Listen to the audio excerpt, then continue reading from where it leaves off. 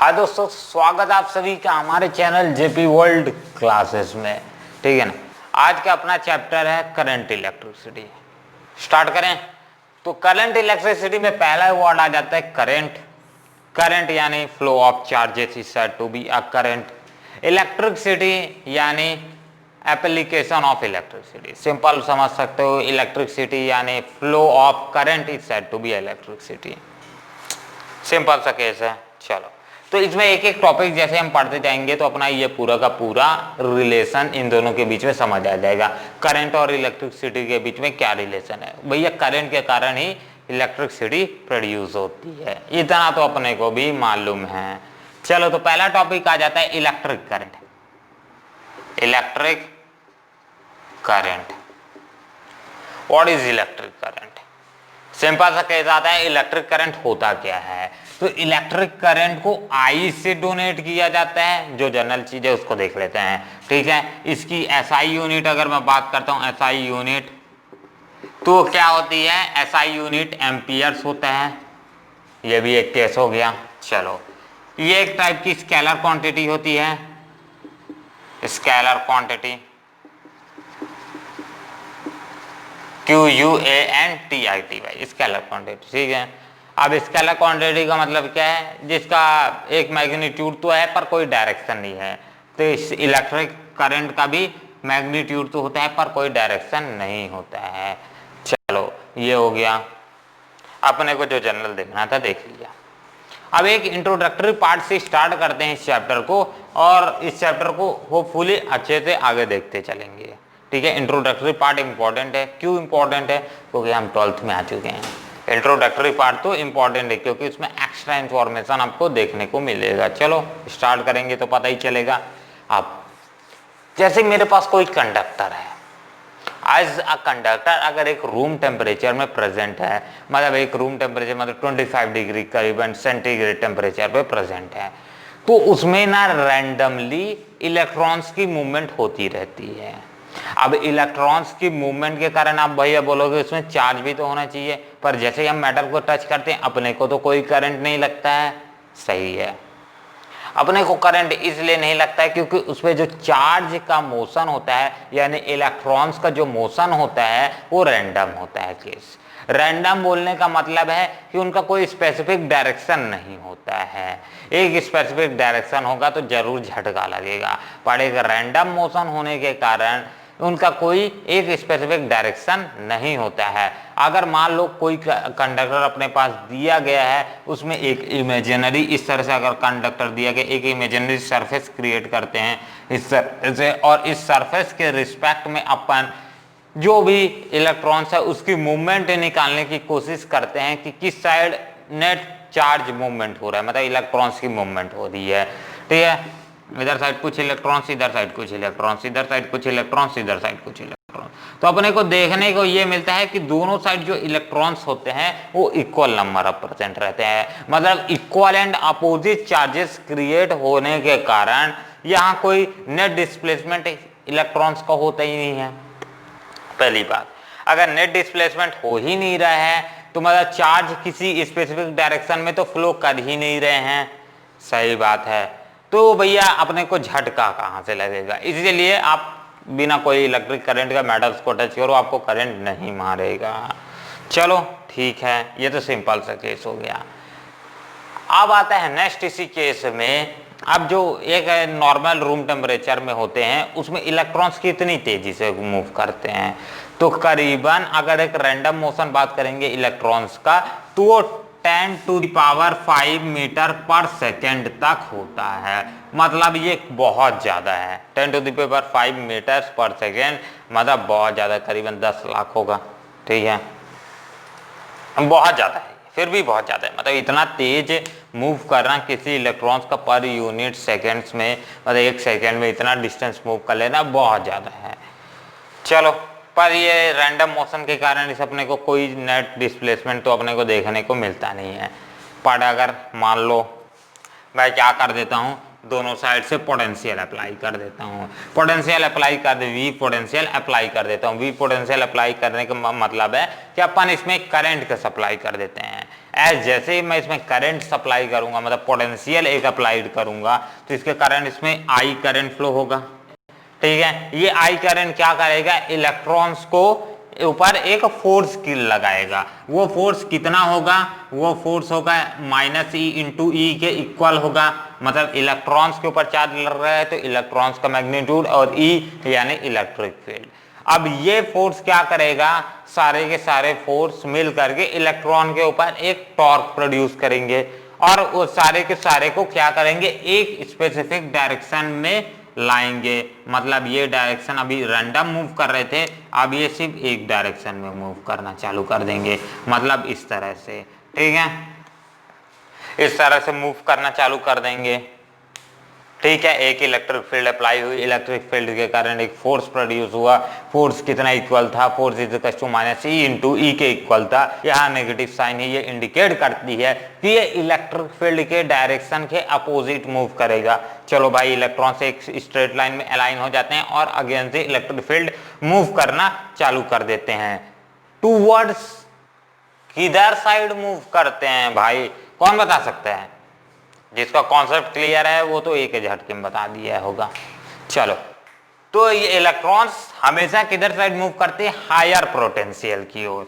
किधर side move करेंगे, higher potential की ओर। अब जिधर साइड पोटेंशियल ज्यादा होगा उधर साइड अपने इलेक्ट्रॉन्स की नेट डिस्प्लेसमेंट आप बोल सकते हो, क्योंकि इलेक्ट्रॉन्स हमेशा लोअर पोटेंशियल से हायर पोटेंशियल की ओर मूव करते हैं। ठीक है, और जो भी अपना करंट रहता है वो हमेशा कहाँ से मूव करते हैं, मतलब पॉजिटिव चार्ज की अगर बात की जाएगी, प्रोटॉन्स की बात की जाएगी, तो वो कैसे मूव करते हैं, पॉजिटिव आयंस कहाँ से मूव करते हैं, अपना लोअर पोटेंशियल जनरली कहाँ पर शुरू में रहते हैं, हायर पोटेंशियल पे रहते हैं। ठीक है, हायर पोटेंशियल से लोअर पोटेंशियल में मूव करते हैं और ये लोअर पोटेंशियल से इलेक्ट्रॉन हायर पोटेंशियल की ओर मूव करते हैं। चलो, पॉजिटिव टर्मिनल क्या होता है, हायर पोटेंशियल पे होता है, नेगेटिव टर्मिनल लोअर पोटेंशियल पे होता है, तो अपोजिट मूव करते हैं electrons against the electric field direction पे। चलो, ये सारी चीजें हो गई। अब भाई जो यहाँ फोर्स हुआ इसके कारण इलेक्ट्रॉन्स मूव कर रहे हैं, तो जनरली जो ये फोर्स रहता है वो कोई एक्चुअल डिस्प्लेसमेंट जो होते रहता है इलेक्ट्रॉन्स के बीच में होता है, उसमें ज्यादा इफेक्ट नहीं डाल पाते। मतलब इलेक्ट्रॉन्स की स्पीड को का ज्यादा भी नहीं बढ़ा पाते, फास्ट एंड फास्ट नहीं कर पाते। सिंपल सा केस बोलूंगा, इलेक्ट्रॉन्स की स्पीड को इंक्रीज नहीं कर पाते हैं, इसका मतलब पोटेंशियल अप्लाई करने के बावजूद भी। पर यहाँ एक और केस आता है जो कि इंपॉर्टेंट है, वो क्या है, दैट जो अपना टोटल डिस्प्लेसमेंट, मतलब अगर एक बात करेंगे नेट डिस्प्लेसमेंट, जो एक इलेक्ट्रॉन ट्रैवल करते हैं as application of electric field applied करने के बाद या पोटेंशियल अप्लाइड करने के बाद, वो करीबन 5 × 10⁻⁸ मीटर्स तक होता है। मतलब ये भाई 10⁻⁸ मीटर, मतलब कितना ज्यादा छोटा डिस्टेंस होगा। ठीक है, अब ये डिस्टेंस को ट्रेवल करते ही एक इलेक्ट्रॉन, मान लो एक इलेक्ट्रॉन यहां से यहां तक का ये डिस्टेंस इसके इक्वल है, तो ये इलेक्ट्रॉन्स, यहाँ एक और इलेक्ट्रॉन प्रेजेंट है, तो ये इलेक्ट्रॉन जैसे ही यहाँ डिस्टेंस तक ट्रेवल कर लेगा तो ये आगे वाले इलेक्ट्रॉन के ऊपर टकरा जाता है, कोलाइड कर जाता है। अब ये इलेक्ट्रॉन के कारण कोलाइड करने के कारण ये इलेक्ट्रॉन अपनी काइनेटिक एनर्जी ट्रांसफर कर देता है इस इलेक्ट्रॉन पे। काइनेटिक एनर्जी ट्रांसफर होने के कारण, ठीक है, काइनेटिक एनर्जी ट्रांसफर बार बार रिपीट कोलिजन होने के कारण काइनेटिक एनर्जी बार बार ट्रांसफर होगी। काइनेटिक एनर्जी बार बार ट्रांसफर होने के कारण भैया हम बोल सकते हैं कि collisions, number of collisions increase कर रहे हैं। ठीक है ना, मतलब कोलिजन फोर्स एक तरह से इंक्रीज कर रहा है। अब कोलिजन फोर्स एक तरह से इंक्रीज कर रहे हैं, मतलब मैं बोल सकता हूं कि एज अपना वाइब्रेशन एनर्जी इंक्रीज करेगा, वाइब्रेशन एनर्जी इंक्रीज करने के कारण कंडक्टर का टेम्परेचर बढ़ेगा। चलो, एक बात तो क्लियर हो गई। मतलब अगर काइनेटिक एनर्जी बार बार रिपीट मोशन में करेगी तो एज वाइब्रेशन एनर्जी में चेंज हो जाती है और वाइब्रेशन एनर्जी हीट की फॉर्म में रिलीज होना चालू हो जाता है, इसीलिए कंडक्टर्स जल्दी गर्म भी हो जाते हैं, ये भी बात है। चलो ठीक है, यहाँ तक कह के स्क्रीनशॉट ले लो क्योंकि बीच बीच रब भी करना पड़ता है, वीडियो को क्वालिटी सही है मेरे को ऐसा लग रहा है। चलो आगे बात करें। ठीक है, अब आता है अब ये सारी के कारण मतलब एक इलेक्ट्रिक फोर्स के कारण और दूसरा आता है कोलिजन फोर्स के कारण। ये दोनों फोर्सेस के कारण जो इलेक्ट्रॉन्स थे अब वो बहुत ज्यादा स्लोली मूव करना चालू कर दिए हैं, क्योंकि आपने सुना होगा कि अगर एक कंडक्टर हीटेड है तो उसमें इलेक्ट्रॉन्स बहुत धीमा फ्लो करते हैं। चलो, तो मतलब कोलिजन फोर्स और इलेक्ट्रिक फोर्स के कारण जो इलेक्ट्रॉन्स है उनकी वेलोसिटी एक तरह से डिक्रीज कर जाएगी, और इसी वेलोसिटी से, जिस वेलोसिटी से अभी इलेक्ट्रॉन मूव कर रहे हैं इस वाले केस में अप्लाइड मतलब पोटेंशियल अप्लाइड करने के बाद, उस वाली स्पीड को बोला जाता है ड्रिफ्ट वेलोसिटी। ड्रिफ्ट वेलोसिटी जिसे वीडी से डिनोट किया जाता है, DRIFT drift, VELOCITY drift velocity. Complete है। चलो, पर ये जो सारे के सारे इलेक्ट्रॉन्स का मूवमेंट होता है वो क्या अगेंस्ट द इलेक्ट्रिक फील्ड होता है, ये अपन ने देख लिया। बट ड्रिफ्ट वेलोसिटी एक टाइप का रैंडम मोशन होता है। अब भाई ये बात हमको किसी को नहीं समझ आई। अब जैसे ही हम अप्लाइड करेंगे इलेक्ट्रिक फील्ड या फिर पोटेंशियल अप्लाइड करेंगे तो जो इलेक्ट्रॉन्स का शुरू में at room temperature random motion होते रहेगा वो तुरंत ही रैंडम मोशन गायब हो जाता है। ठीक है, ये अपन ने सुना था, पढ़ा भी था थोड़ा देर पहले। रैंडम मोशन गायब हो जाएगा और ये सर्टेन डायरेक्शन मतलब हायर पोटेंशियल की ओर वो मूव करना चालू कर देते हैं। पर मैं बोल रहा हूँ ड्रिफ्ट वेलोसिटी एक टाइप का रैंडम मोशन है। अब ये बात किसी को ना समझ आई। चलो, अब इसका कारण क्या है, हो गया, ट्राई करें। चलो, तो इसका कारण सिर्फ और सिर्फ यही है भाई कि जो अपने इलेक्ट्रॉन्स मूवमेंट कर रहे हैं, ठीक है, अब जो इलेक्ट्रॉन्स मूवमेंट कर रहे हैं मतलब वो कुछ सर्टेन अमाउंट ऑफ डिस्प्लेसमेंट कर रहे हैं, ठीक है।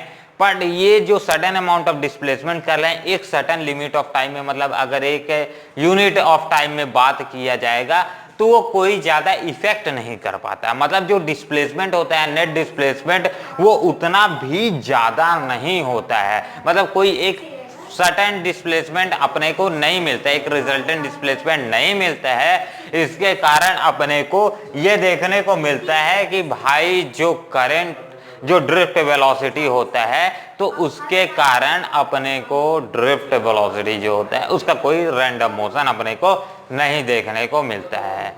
चलो ठीक है, इसको एक बार कर लो, ठीक है।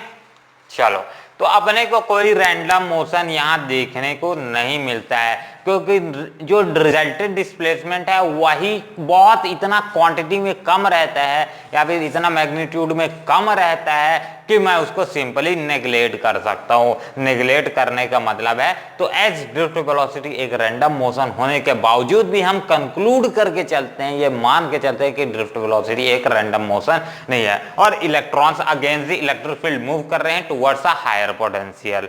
चलो ये बात क्लियर है, आगे बढ़े। ठीक है, इसमें तो कुछ लिखने लायक है नहीं, रब कर दूं क्योंकि अपने को अपना टॉपिक भी तो स्टार्ट करना है। अब आता है अपना टॉपिक स्टार्ट होता है यहां से, भाई यहां से अपने को टॉपिक को स्टार्ट करना है। अब इलेक्ट्रिक करंट होता क्या है सिंपली ये समझते हैं। इंट्रोडक्टरी पार्ट ओवर हो गया।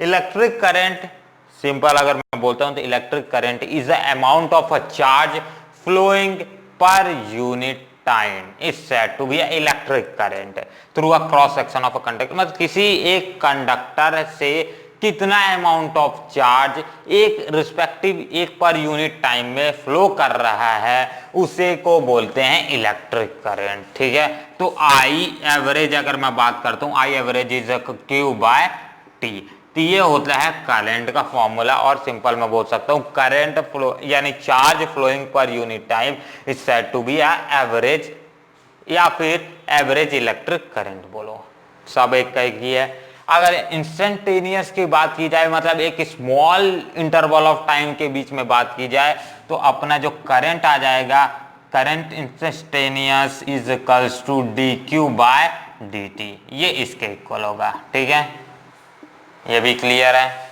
चलो कंप्लीट, आगे बढ़े।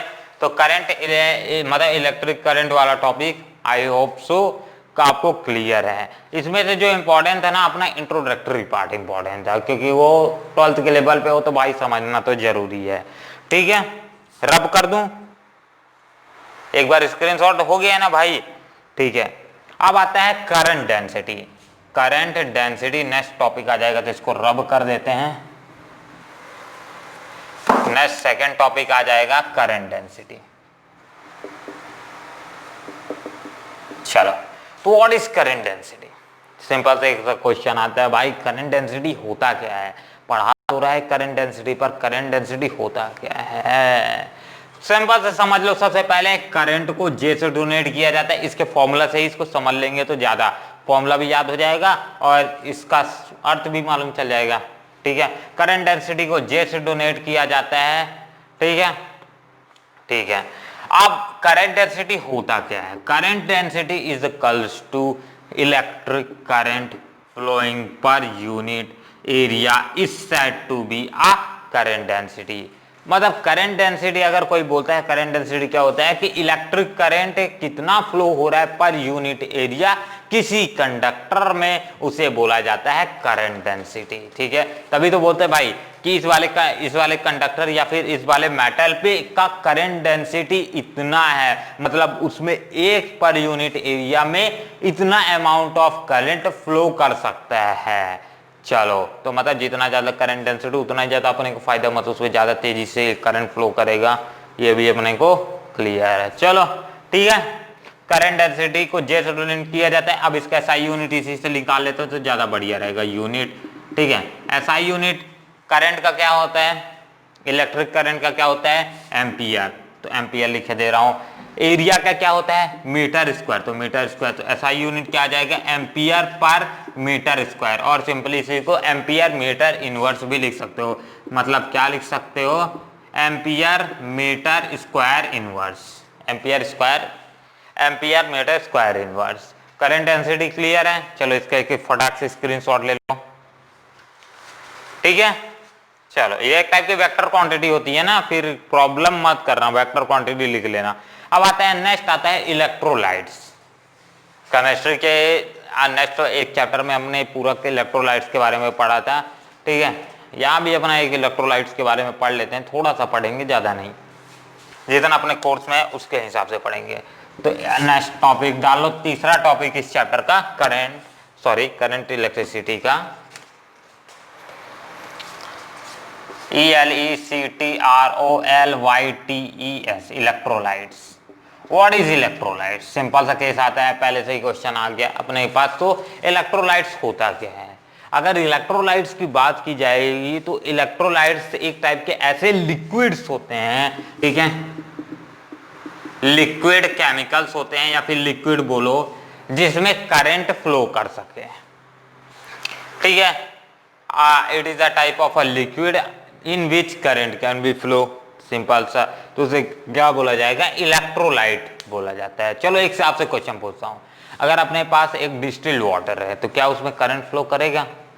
डिस्टिल्ड वाटर मतलब एक प्योर वाटर है, ठीक है, प्योर वाटर की बात कर रहा हूं, तो उसमें करंट फ्लो करेगा या नहीं, ठीक है, करेगा या नहीं? इसका आंसर आप जरूर कमेंट बॉक्स में लिखिएगा, आगे वाले लेक्चर में भी उसके बारे में पढ़ लेंगे। चलो ठीक है, तो इलेक्ट्रोलाइट्स एक टाइप के लिक्विड्स होते हैं जिसमें करंट फ्लो करता है।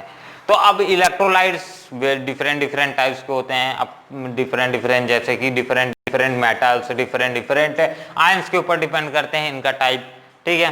कुछ मेटल्स के आयंस होते हैं, कुछ मेटालॉइड्स के आयंस होते हैं, ठीक है।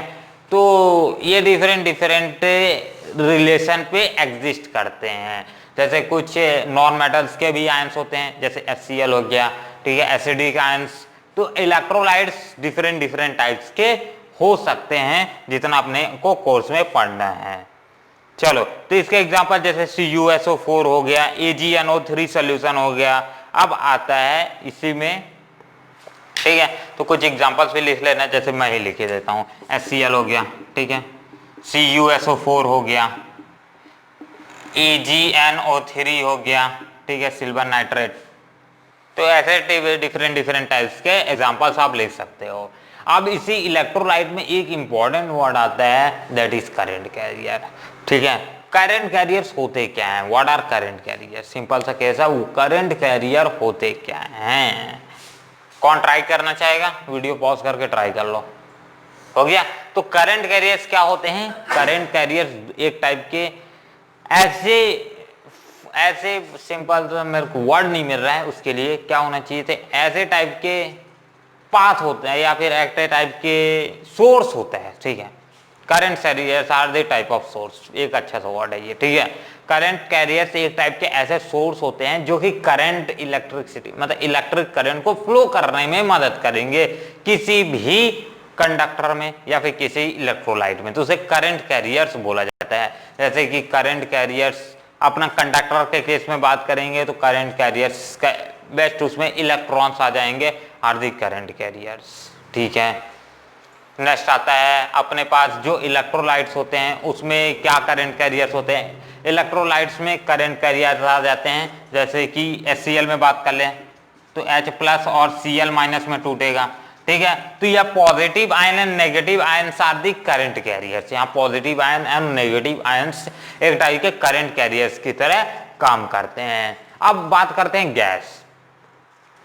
तो गैस की अगर सिंपल मैं बात करता हूं तो गैस जनरली एक इंसुलेटर की तरह वो काम करता है, बट अगर उसे आयोनाइज कर दिया जाए एट वेरी लो प्रेशर, मतलब बहुत कम प्रेशर पे अगर उसको आयोनाइज कर दिया जाता है तो वो भी एक एज गुड कंडक्टर की तरह बिहेव करने लगता है, ठीक है। गुड कंडक्टर की तरह बिहेव करने लगा तो मतलब उसमें इलेक्ट्रिसिटी फ्लो करेगा। चलो, तो भैया एक गैस भी आपका कंडक्टर बना सकते हो आप, बट उसको प्रेशर कितना रखेगा, बहुत लो करना पड़ेगा, ठीक है।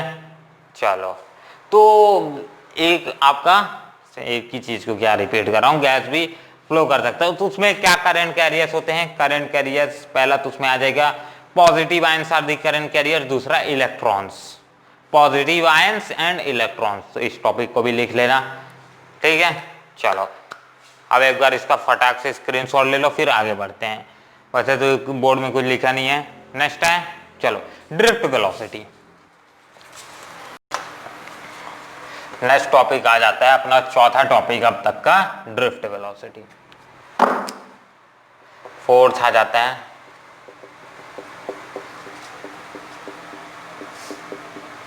What is drift velocity. अपन इसके बारे में पहले से ही डिस्कस करके आ चुके हैं, ड्रिफ्ट वेलोसिटी, ठीक है। इलेक्ट्रॉन की मूवमेंट को क्या बोला जाता है? Drift velocity. चलो, तो ड्रिफ्ट वेलोसिटी को VD से डोनेट किया जाता है। अब सिंपल इसको डिटेल में अपने को देखना है, ठीक है। ड्रिफ्ट वेलोसिटी होता है क्या है? ड्रिफ्ट वेलोसिटी एक टाइप का मैं बोल सकता हूं एवरेज वेलोसिटी एक इलेक्ट्रॉन की, जिसके थ्रू, जिस वेलोसिटी के थ्रू वो against the electric field move करते हैं, उसे ड्रिफ्ट वेलोसिटी बोला जाता है। चलो, तो ड्रिफ्ट वेलोसिटी एक इलेक्ट्रॉन की वेलोसिटी होती है जिसके अंडर, मतलब जिस वेलोसिटी के थ्रू वो against the electric field move करते हैं, उसे ड्रिफ्ट वेलोसिटी बोला जाता है। अब नेक्स्ट इसी में टॉपिक आता है, इसको आगे जाके थोड़ा सा और डिटेल में देखेंगे ना, इससे पहले एक और टॉपिक देख लेते हैं। पांचवा टॉपिक आ जाएगा ड्रिफ्ट वेलोसिटी, करंट डेंसिटी हो गया। चलो, मोबिलिटी एक छूट रहा था, मोबिलिटी। मोबिलिटी को म्यू से डोनेट किया जाता है। किससे डोनेट किया जाता है? म्यू से डोनेट किया जाता है। तो मोबिलिटी होता क्या है? मोबिलिटी के फॉर्मूला से देख लो, मोबिलिटी इज इक्वल टू क्या होता है? Mobility is equal to E by something, E by A, I think so. चलो, mobility is equal to, sorry, drift velocity by area होता है, ठीक है ना। इसको चेंज कर लेना थोड़ा सा, drift velocity by area, complete है। इस मोबिलिटी, तो मोबिलिटी को अगर सिंपल बात करते हैं तो सिंपल इसको एक फॉर्मूला के थ्रू समझ सकते हैं, that mu is equal to VD by E। मतलब ड्रिफ्ट वेलोसिटी मतलब इलेक्ट्रॉन्स की movement per unit electric field is said to be a mobility, की मोबिलिटी बोलेंगे किसी भी इलेक्ट्रॉन्स की। चलो, अब आता है इसी में एक नेक्स्ट टॉपिक अपना रिलैक्सेशन टाइम, इसको छठवां टॉपिक मान सकते हो, ठीक है। रिलैक्सेशन टाइम, जिसे टाउ से डिनोट किया जाता है RELEXATION, relaxation time. What is relaxation? RELA आएगा, ACTION, रिलैक्सेशन, ठीक है। What is relaxation time? Relaxation time simple आप समझ सकते हो कि दो इलेक्ट्रॉन्स के बीच के सक्सेसिव कोलिजन को रिलैक्सेशन टाइम बोला जाता है। मतलब दो इलेक्ट्रॉन्स के बीच में जितना टाइम लगता है कोलिजन होने के लिए उसे क्या बोला जाता है, रिलैक्सेशन टाइम बोला जाता है, जिसे टाउ से डोनेट किया जाता है। ठीक है, इसका एक स्क्रीनशॉट ले लो, फिर आगे बढ़ते हैं। कंप्लीट है ना वीडियो, तो ठीक है ना, देख लेता हूं भाई, प्रॉब्लम कर देता है कई बार। अब आता है अपना ड्रिफ्ट वेलोसिटी, जिसका एक्सप्रेशन अपने को निकालना है। ठीक है, एक्सप्रेशन निकालना है, मतलब उसके लिए फॉर्मूला निकालना है। एक ड्रिफ्ट वेलोसिटी का तो अपना सिंपल फॉर्मूला है, तो मोबिलिटी के केस वाला उसको भी यूज कर सकते हो, पर वो ज्यादा काम नहीं आएगा। ठीक है, तो expression for drift velocity, chapter को भी मिटा दूं क्या, मिटा देते हैं।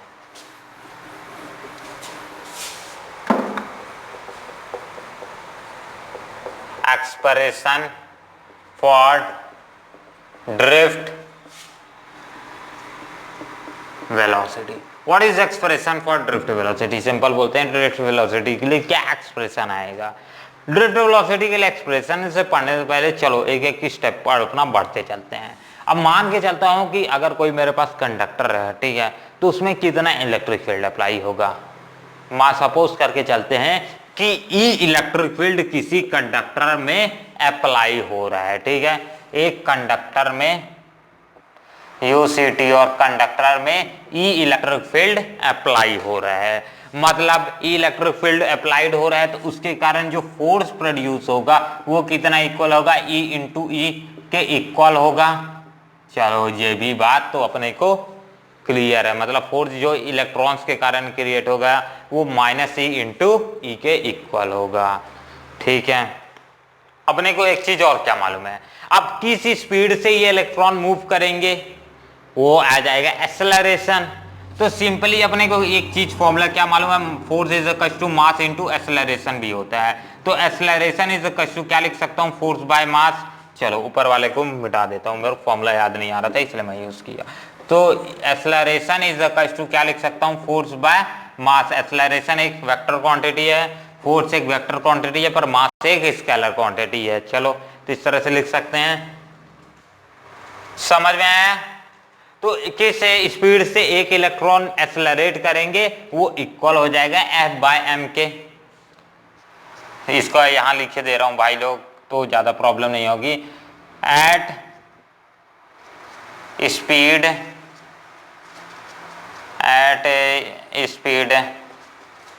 थ्रू विच इलेक्ट्रॉन एक्सेलरेट, मतलब किसी स्पीड से एक्सेलरेट करेंगे वो इक्वल हो जाएगा इस कॉन्सेप्ट के इक्वल। सिंपल सा केस है। चलो तो अकॉर्डिंग टू, अब मेरे को एक्सप्रेशन निकालने के लिए ना मैं एक तो फॉर्मूला पढ़ा था, मेरे ट्यूशन में पढ़ाए थे, ठीक है, उसी फॉर्मूला का मैं आपको बता रहा हूँ सिंपल वे में। आप अकॉर्डिंग टू दी मोशंस के फर्स्ट 3 इक्वेशन दिए गए हैं मोशन के, तो मोशन का पहला इक्वेशन लिख दो, v इज इक्वल टू क्या होता है, u प्लस at। ठीक है, एग्जाम में मत लिखना इस इक्वेशन को, बट याद करने के लिए आप यूज कर सकते हो। एक्सप्रेशन कई बार एग्जाम में बोल देता है निकालने के लिए। तो यहाँ जो अपने को v है वो एक टाइप का वेलोसिटी है, तो मैं इसे कंक्लूड करके चलता था ड्रिफ्ट वेलोसिटी vd के। ठीक है, u क्या है, इनिशियल वेलोसिटी, पर इलेक्ट्रॉन की कोई तो इनिशियल वेलोसिटी नहीं होगी टाइम जीरो पे कोई नहीं होगी, तो भाई इसकी जगह u इज इक्वल टू 0 मान लेता हूं। अब a यानी एक्सेलरेशन की जगह क्या लिख सकता हूं, फोर्स बाय मास, और फोर्स की जगह क्या लिख सकता हूं, माइनस ई इंटू ई लिख सकता हूं। ठीक है, ये वाले फोर्स की जगह इस फोर्स की वैल्यू लिखे दे रहा हूं, एक ही साथ लिखे दे रहा हूं। चलो acceleration is equal to minus E into E by M, और टाइम जो अपने पास t है वो इक्वल्स टू किसके होगा, दो इलेक्ट्रॉन के बीच के कोलिजन पीरियड कोई टाइम हम मान के चलेंगे, तो कितना इक्वल होगा, रिलैक्सेशन टाइम के इक्वल होगा। तो t की जगह पुट कर सकता हूं टाउ। तो अपने पास जो vd का इक्वेशन मिल जाएगा, vd is equal to minus E into E torque by M.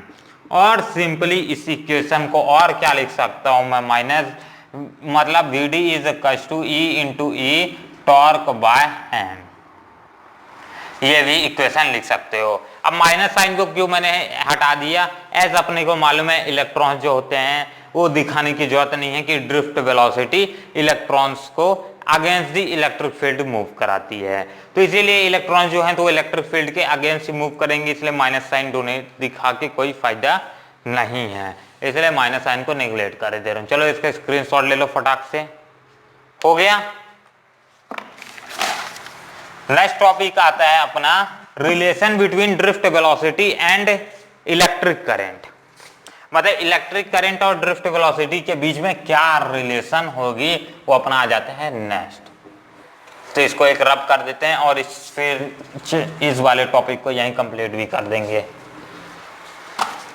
Relation between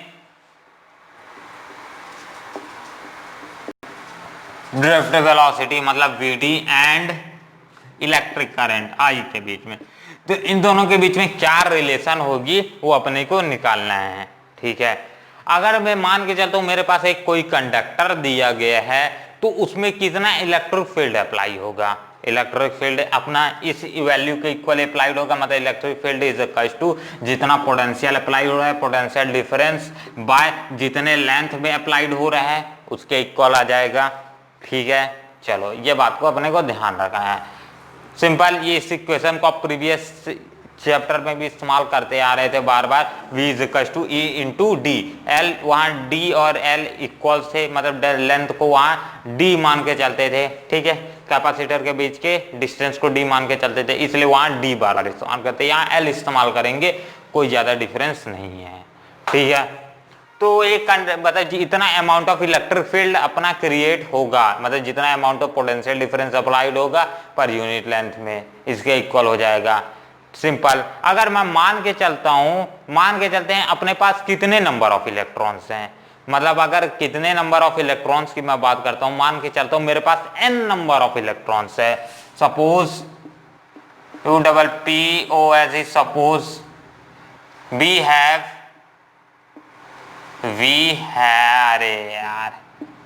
have n number of electrons per unit volume,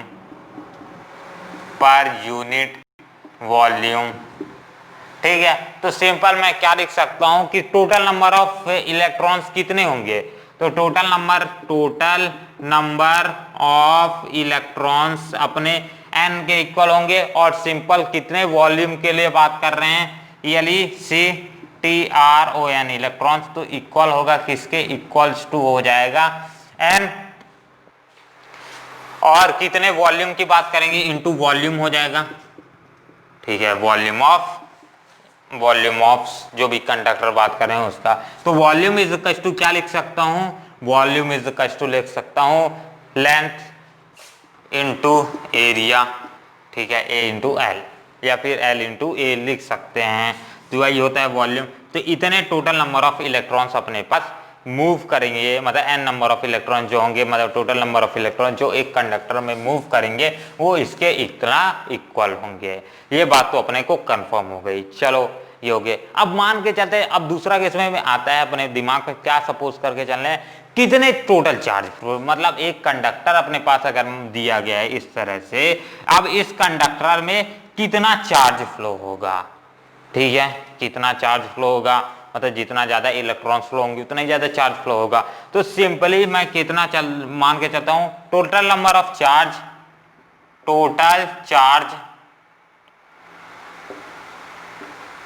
flowing through conductor, ठीक है, कितना अमाउंट ऑफ चार्ज फ्लो होगा एक कंडक्टर के through, तो कितने की इक्वल आ जाएगा, वो भाई इक्वल आ जाएगा, मतलब Q इज इक्वल टू कितना आ जाएगा, N और E इलेक्ट्रॉन्स है तो E, ठीक है, और सिंपल एरिया इंटू लेंथ, मतलब A इंटू L लिख सकता हूं। तो इतने नंबर ऑफ चार्ज फ्लो होंगे, ये कितना आ जाएगा, टोटल नंबर ऑफ इलेक्ट्रॉन्स कितने हो जाएंगे, N नंबर ऑफ इलेक्ट्रॉन्स मान के चल रहा हूं, तो पर यूनिट वॉल्यूम में कितना, NaL, नल, सिंपल नल से याद कर सकते हो, ठीक है, NaL नल नंबर ऑफ इलेक्ट्रॉन्स हो जाएंगे, ठीक है। अब टोटल नंबर ऑफ चार्ज मैं पूछ रहा हूं, तो NaL तो पहले से ही रहेगा, और क्या फ्लो कर रहा है, किसको चार्ज कंसीडर करके चल रहे हैं, वो अपने को लिखना है। तो यहाँ इलेक्ट्रॉन को चार्ज कंसीडर करके चल रहे हैं, इसलिए अपना Q की वैल्यू क्या आ जाएगी, Q is equal to NeAl के इक्वल आ जाएगा। एक इसका फटाक से स्क्रीनशॉट ले लो। इसके बगल में स्पेस है क्या, चलो थोड़ा बहुत स्पेस है, टाइम को भी कंसीडर कर लेते हैं। तो नेक्स्ट आते हैं अपना कितना अमाउंट ऑफ टाइम लगेगा एक इलेक्ट्रॉन्स को मूव करने के लिए, ठीक है। तो इक्वल्स टू कितना हो जाएगा, T इज इक्वल्स टू अपना क्या लिख सकते हैं, L/VD लिख सकता हूं। L क्या आ जाएगा, एक लेंथ अगर मैं मान के चलता हूं कंडक्टर का लेंथ L है, ये मान के चलता हूं एक कंडक्टर है तो इसका कंडक्टर का लेंथ L है, ठीक है। तो L लेंथ आ जाएगा बाय कितनी स्पीड से मूव कर रहे हैं, ठीक है, वो भी तो अपने को कंसीडर करने चले, तो VD स्पीड से मूव कर रहे हैं तो बाय VD, तो इतना टाइम अपने को लगेगा। मतलब L डिस्टेंस है तो अपने को VD डिस्टेंस से अपने को मूव करना पड़ेगा, ठीक है। इसको किस तरह से स्पीड, अरे भाई अगर अभी भी समझ नहीं आया तो सिंपल एक और केस जो अपन पढ़ते थे, वेलोसिटी इज इक्वल टू क्या होता था, डिस्टेंस अपॉन टाइम।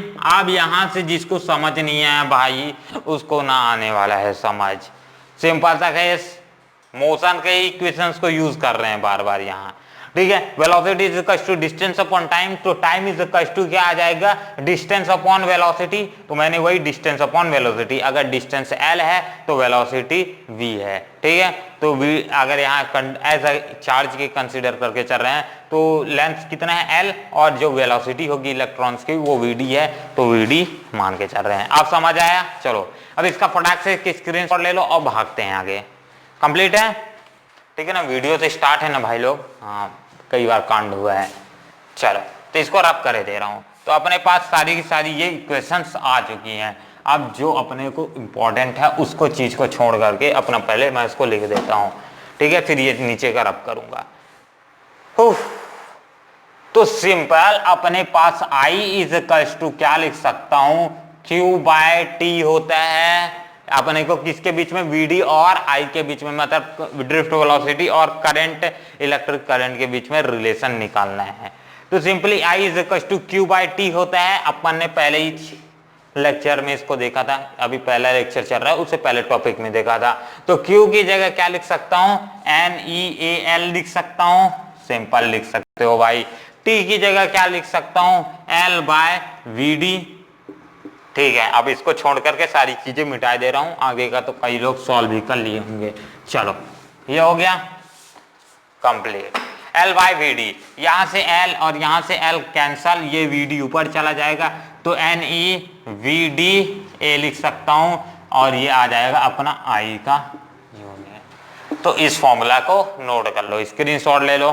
चलो हो गया, तो I और VD के बीच में रिलेशन निकल गई, ड्रिफ्ट वेलोसिटी और I के बीच में रिलेशन निकल गई। अब इसी रिलेशन को क्या कंक्लूड कर सकता हूं, that VD is directly proportional to I लिख सकता हूं, या फिर सिंपली करंट मैं बोल सकता हूं, करंट डायरेक्टली प्रोपोर्शनल होगा ड्रिफ्ट वेलोसिटी के, मतलब जितना ज्यादा करंट अप्लाई करेंगे उतना ही ज्यादा इलेक्ट्रॉन्स की स्पीड होगी। समझ में आया क्या, चलो छोड़े, मैंने जनता कमाया, ठीक है, मतलब जितना ज्यादा करंट उतना ही ज्यादा स्पीड, सिंपल सी बात है। अगर क्योंकि जो अदर एक्सटर्नल फैक्टर्स है जैसे कि N हो गया, E हो गया, A हो गया, ये सारे के सारे कांस्टेंट हैं, एक तरीके से मानो या ना मानो कांस्टेंट है, ये है तो मानना ही पड़ेगा। N नंबर ऑफ इलेक्ट्रॉन जो एक कंडक्टर में वो तो इक्वल ही रहेंगे, सेम ही रहेगा, ठीक है। इलेक्ट्रॉन का जो वैल्यू होता है 1.6 × 10⁻31, तो उसका चार्ज जो है उतना तो इक्वल ही होगा। एरिया, अब भाई जो कंडक्टर है उसका एरिया मैं मान के चलता हूँ 10 मीटर स्क्वायर है, तो उसका एरिया 10 मीटर स्क्वायर ही रहेगा, आपके करंट पास करने से बढ़ तो नहीं जाएगा। हाँ भाई, मैं वो हायर लेवल वाली बात नहीं कर रहा हूँ कि बढ़ जाएगा टेम्परेचर, का टेम्परेचर डिक्रीज करेगा तो मेटल्स क्या करते हैं, एक्सपेंड करते हैं, मैं हायर नहीं बात कर सकता, मैं मान के चलता हूँ करंट, ये सारे के जो फिजिकल नेचर्स है ना, फिजिकल टेम्परेचर्स या फिर फिजिकल कंडीशंस, वो कांस्टेंट है। तो उस केस में तो मैं क्या लिख सकता हूँ, VD is directly proportional to I। चलो ये बात क्लियर है, ठीक है, ये आ गया। अभी यहीं से एक और फॉर्मूला निकाल लेते हैं करंट डेंसिटी का, एक और दूसरा फॉर्मूला सिंपल। मैं I by A is equal to क्या लिख सकता हूँ, एन ई वी डी लिख सकता हूँ। और आई बाय ए क्या होता है, I by A is equal to J. तो जे का एक और फॉर्मूला निकल आएगा, J is equal to N E V D. तो एक जे का और फॉर्मूला लिख लो भाई लोग, तो अपना पूरा का पूरा कंप्लीट हो जाएगा। ठीक है, चलो हो गया, कंप्लीट करें।